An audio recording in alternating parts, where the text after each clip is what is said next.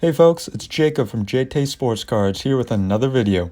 Before we get into this one, I just want to thank you all for your support here on the channel so far. Justin and I, we want to grow as part of the card collecting community, and you all can help us do that. If you enjoy watching our videos, make sure to like them and subscribe to our channel so you're able to see every video that we post. We want to engage with you all as well, so please leave comments on our videos and make sure to check us out on Instagram at JayTaySportsCards. We're excited to grow and to make content that not only helps us interact with the sports card community, but helps contribute to it in a novel and supportive way. The question on our hands is this: why do people like collecting sports cards so much? Whether you've been collecting for a long time, started recently, or don't collect at all, you know that sports cards have gotten very popular in recent memory. Now, some of you might say that this is just because there's more money in the hobby, and that is valid. However, why are cards so expensive? Why do people pay money for cards? Oftentimes, things increase in value when there's more demand than there is supply. So, why is there such a high demand? Are sports cards unique compared to other authentic memorabilia? I believe so. A large part of why sports cards are so collectible is simply based on how they're designed. Today, I'm starting a series that's going to help us dive into how sports cards are designed, how they're intentionally created. If you're involved with sports cards in any way, this is relevant to you. As a collector, this series will help us understand the different sports card sets currently out in the market and help us identify releases that interest you or can interest other people. As a consumer, having a grasp on the possibilities for card design helps us to understand why manufacturers, such as Topps, or Upper Deck, or Panini, or others, put out the different releases that they do. As an investor, having a better grasp on card design can help us identify the next hot insert, short print, or hit set. If you can predict successfully what people will gravitate towards, then you can have an upper hand in the investment game. Wouldn't it be nice if we could predict hot products and cards before everyone else could? Thinking critically about how cards are and how they're designed and how they're perceived by others can help us get to that point. In no way do I intend this series to be authoritative. In other words, everything I'm going to say is just my perspective. Your opinions and perspectives are welcome, regardless whether they align with my thinking or not. This series, or sets of videos, are supposed to help you and me think about how cards are designed more critically, and thinking about it in terms of collecting and for investments. There was about a 5-year period where Justin and I really got out of keeping track with the different releases. And one of the biggest troubles we had getting back in the hobby was keeping track of all these. I heard a lot of people describe these different releases, but one thing that I didn't like is when people just said, it's a low-end, mid-end, or high-end release. I'm not against using those terms at all, but it doesn't really describe anything about the product outside of how much does it cost you to buy it. Those that keep up with the hobby know that the cost of things can be arbitrary at times. Take a look about how prices fluctuate depending on if a person has a good game or not. So I get the point of using those terms, but I think there's much better ways of describing different products that come out in the sports card collecting hobby. For instance, how do we rationalize these large number of releases? In one sense, you can say there's a demand for product. Okay, that's true. However, what justifies more releases versus just having more of one release? Why are people willing to buy different sets? People buy what they want, but why do people want it? What determines if a set takes off or if it flops? What we really need to do then is determine why sports cards are collectible. A collectible is defined as an item worth collecting or of interest to a collector. When you think about it, the act of making a little card with a design centered around a specific person can be a form of art. A design of a card embodies the creativity that qualifies a little piece of cardboard to be called art. From my perspective, we can break down sport card design schemes into 5 fundamental categories. And these categories I'm about to share are, in my opinion, the most basic way that art takes form within card designs. And these categories can be applied in 2 ways: in 1 product releases themselves, so across a whole product, or 2 within individual cards. Now, there are obviously many different types of individual cards that make up a specific product, meaning that there are different sets and subsets that make up each product release. While that is true, typically most products will have a majority of their cards fall into one of these categories, even though there are some major exceptions that I'll mention in a little bit. This video will simply lay out these 5 areas and explain some defining features of each area. In future videos, we'll look at each area in more detail and determine the success of each product that finds itself within this design area. And after that, maybe in later videos, I'll try to identify some key sets for future releases. Here's the graphic. This graphic is arranged in a way that it is because a product is rarely completely focused on only one of these areas and devoid of all others. Different colors are used for the words because we can think of this like a paint palette. Each release is its own specific color, but it's up to the artist to determine how much of each color to mix.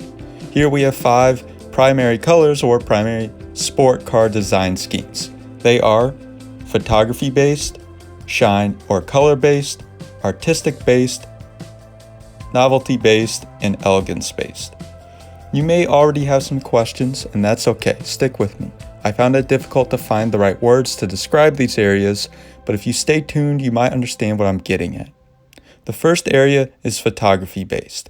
Now, I understand that virtually all products have photography in some capacity. At the least, there's a picture of a player. That is true, but let's take a look at some of these defining features for photography-based sets. In photography-based sets, there are typically many cards, so the card stock is thinner. Not only are there pictures of the players, but the pictures include the players in a surrounding environment.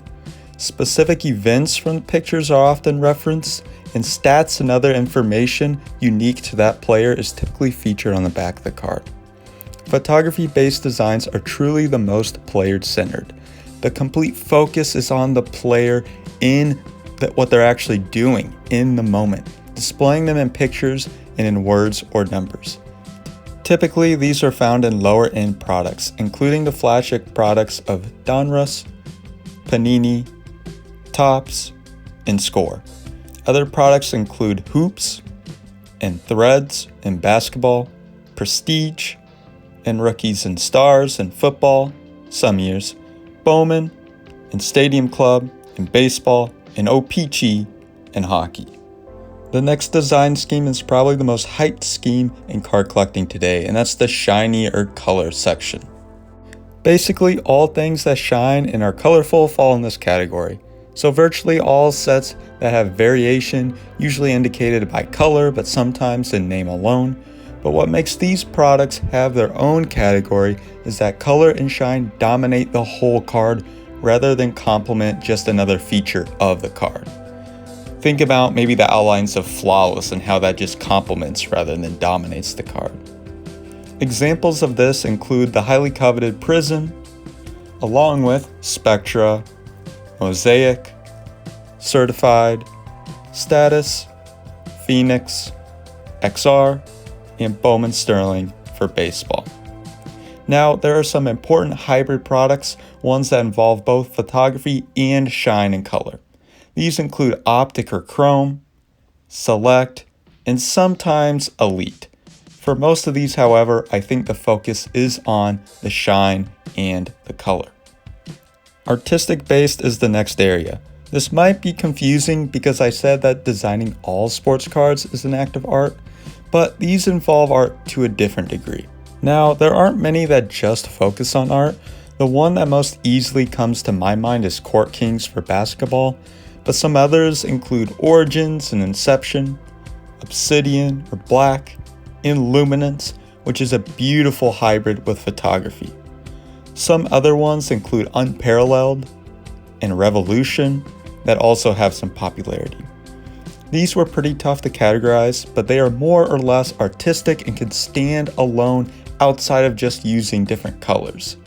These are typically more intricate in design, and the amount of cards and print run is not quite as high as with some of the others that we see in shine and color. I would say the focus is more or less on the art itself and not quite as much on the player. The fourth category is elegance based. This is similar to, say, upper end products, but it's not quite a synonym. A couple of distinguishing marks for these include the following. A lot of these have popped up in recent years. The forerunners here include exquisite, immaculate, national treasures, and 5-star.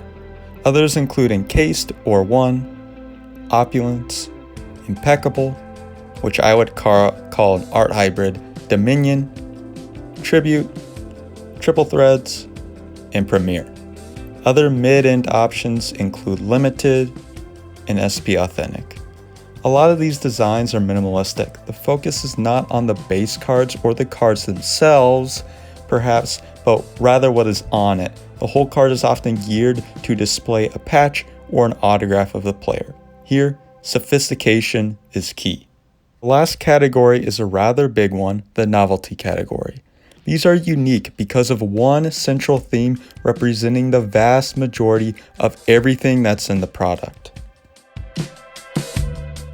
For me here, the biggest example of this one is Gold Standard. Gold Standard, the box looks like a big block of gold. All the cards and the inserts look like gold, and they're named after kind of like gold themed stuff. This is one of the headline novelty products. Some others include Topps TX or Contenders, Illusions, Noir, Crown Royale, Museum Collection, Artifacts, Legacy, Classics, Passing the Torch, Allen Ginter, Gypsy Queen, Heritage, throwbacks are big for baseball, Elements, Plates and Patches, Playbook, Absolute Memorabilia, and Cornerstones.